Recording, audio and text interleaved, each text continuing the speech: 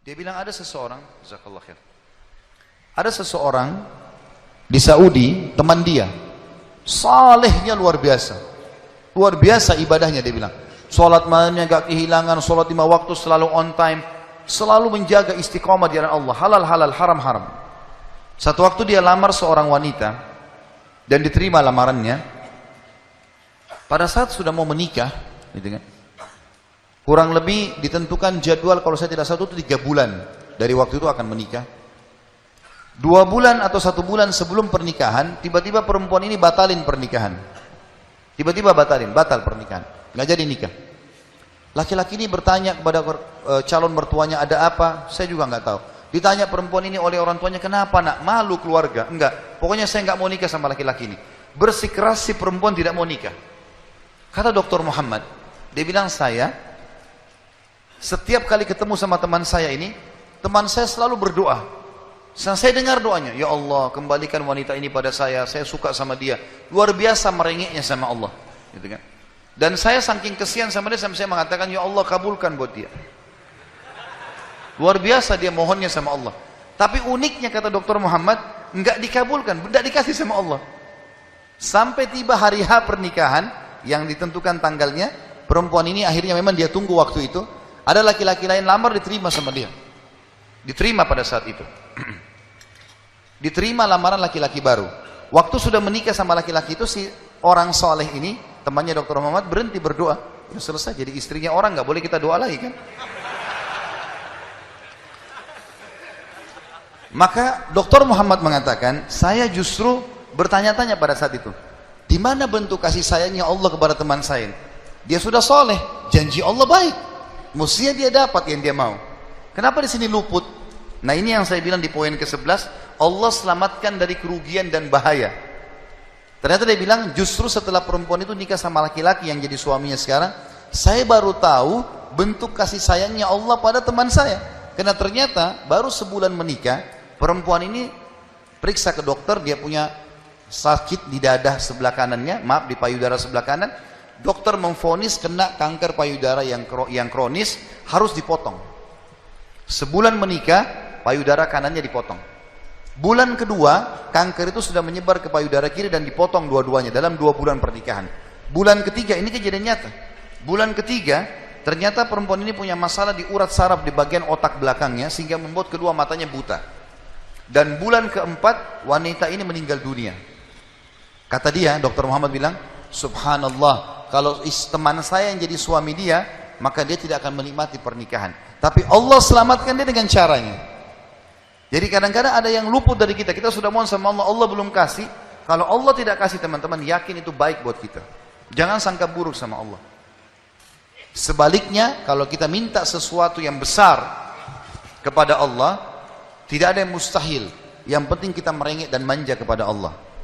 Dalam kisah yang lain di Yaman, dan ini sempat kisahnya menghebohkan Timur Tengah, anak muda hafal Quran, matanya buta. Anak ini dari kecil tidak pernah sekolah, dia ditinggal di rumah, tapi orang tuanya panggilkan guru ngaji, dia hafal Quran. Satu waktu umurnya waktu mencapai sekitar 25 tahun, dia berpikir untuk menikah, punya perasaan fitrah manusia, walaupun dia tidak melihat, dia ingin menikah. Setiap kali dia bicara sama ayahnya masalah pernikahan, ayahnya bilang, nak, siapa yang mau menikah sama kamu? Nggak ada kerjaan, matamu buta, gitu kan. Kalau misalnya ada orang yang simpatik, baru kita bukain pintu itu. Anaknya selalu merasa terpukul. Apa yang terjadi? Dia berdoa sama Allah. Dalam kisah ini dikatakan, dia cerita tentang dirinya, dia bilang, saya berdoa selama sebulan. Sebulan penuh berdoa. Mohon-mohon sama Allah. Kasih ya Allah, nikahkan saya. Dan doanya begini, ya Allah, karuniakan saya wanita yang paling cantik di Yaman, yang paling pintar, yang paling kaya. Begitu doanya. Saya sengaja datangkan contoh pernikahan supaya tidak ngantuk ini. Langsung melotot matanya laki-laki di sini. Tapi memang kisah nyata terjadi seperti itu. Maka teman-teman sekalian, di hari ke-30 dari doanya, sebulan dia berdoa, dia mimpi, ada orang datang dalam mimpinya mengatakan begini, hai anak muda, jodohmu namanya Fulana binti Fulana, disebut nama perempuan itu. ayahnya bernama Fulan bin Fulan. Itu tokoh masyarakat di kampung sebelah, di kota sebelah. Besok datanglah lamar. Begitu mimpinya dia. Dia bangun, kaget, dia sholat tahajud, kemudian dia sholat subuh. Habis sholat subuh dia ikut ke masjid. Buta matanya pergi sama ayahnya ke masjid. Pulang dari sholat subuh dia bilang sama ayahnya, ayah, ada enggak kota di sebelah kita ini namanya kota ini? Kata ayahnya, ada. Ada enggak orang namanya Fulan bin Fulan, tokoh di situ? Kata ayahnya, ada. Ini dalam mimpi disebut ini. Dia enggak tahu kota itu, dia enggak tahu orang itu. Kata ayahnya, ada. Itu tokoh masyarakat terkenal di sana, orang kaya raya. Ada enggak anaknya namanya Fulana binti Fulana? Kata ayahnya, ada. Kata dia, lamarin buat saya, ayah. Kata ayahnya, apa kau sadar yang kau ucapin? Perempuan ini terkenal karena cantiknya, kayahnya, pintarnya. Laki-laki kalau datang ditolak-tolakin sama dia. Kamu gak ada sekolah, buta mata, kita juga orang pas-pasan. Dia bilang, ayah, saya mimpi begini. Dari mana saya tahu nama kota itu? Saya gak pernah tahu. Dari mana saya tahu namanya, nama anaknya? Ini mimpi, suruh saya lamar hari ini. Ayah bilang, baiklah kalau gitu, kita coba. Tapi pertaruhkan nama keluarga ini. Bisa diterima, bisa ditolak. Dia bilang, pergilah ke sana. Disambut, diterima oleh orang itu. Subhanallah, ini kisah nyata ya, menghebohkan Timur Tengah kisah ini. Luar biasa. Maka pada saat itu masuk dalam rumah, disambut dan segala macam. Tuan rumahnya tanya, iya ada keperluan apa? Dia bilang, ini anak saya buta matanya tapi hafal Quran, disebutkanlah kebaikan-kebaikannya. Entah kenapa dia minta melamar anak anda karena dia mimpi semalam. Anehnya, si calon ayahnya si perempuan ini langsung bilang, saya terima lamarannya.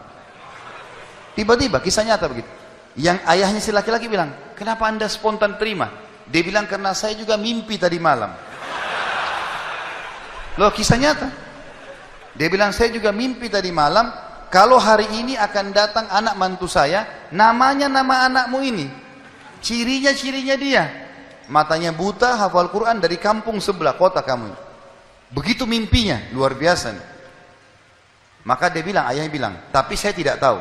Ini kan pagi-pagi tadi habis sholat subuh, siap-siap datang. Dia bilang, saya belum, kata ayahnya perempuan ini, saya belum tanya anak saya. Tergantung, anak saya terima ya sudah, kalau enggak ya enggak. Kata mereka, baiklah. Masuklah si ayah ke kamar anak perempuannya. Ini ayahnya ini sudah biasa, begitu ditanya, nak ada yang minta, saya enggak mau. Sudah biasa, nolak. Kata dia, nak, dari kampung sebelah, kota ini ada, kampung ini ada si Fulan, matanya buta, mau melamar kamu. Anak perempuan itu bilang apa? Ayah, nikahkan saya. Terima lamarannya. Kata ayahnya, bagaimana? Kau belum lihat orangnya? Dia bilang, tadi malam saya mimpi. Kisah nyata loh. Si perempuan itu mimpi. Mengatakan akan datang jodohmu besok, namanya Fulana bin Fulan, dari negeri kota sebelah, buta matanya, hafal Quran, terima lamarannya. Karena itu suami terbaik. Menikah gara-gara itu. Makanya sahabat dalam berdoa. Kita ini kadang-kadang atau antum ini sering berdoa baru 2 kali sudah ngomel sama Allah. Sebulan orang berdoa, beberapa hari, sabar. Jadi minta sama Allah tidak ada yang mustahil. Gitu kan? Satu sisi yang lain, kalau kita sudah minta Allah belum kasih, berarti bukan Allah benci sama kita. Justru Allah mau selamatkan kita sebagaimana kisah tadi, wanita yang buta itu. Ini namanya contoh orang selamat dari kerugian. Allah selamatkan dengan caranya. Masuk dalam semua lini teman-teman ya, proyek yang kita dapatkan dan semuanya ini termasuk kebaikan.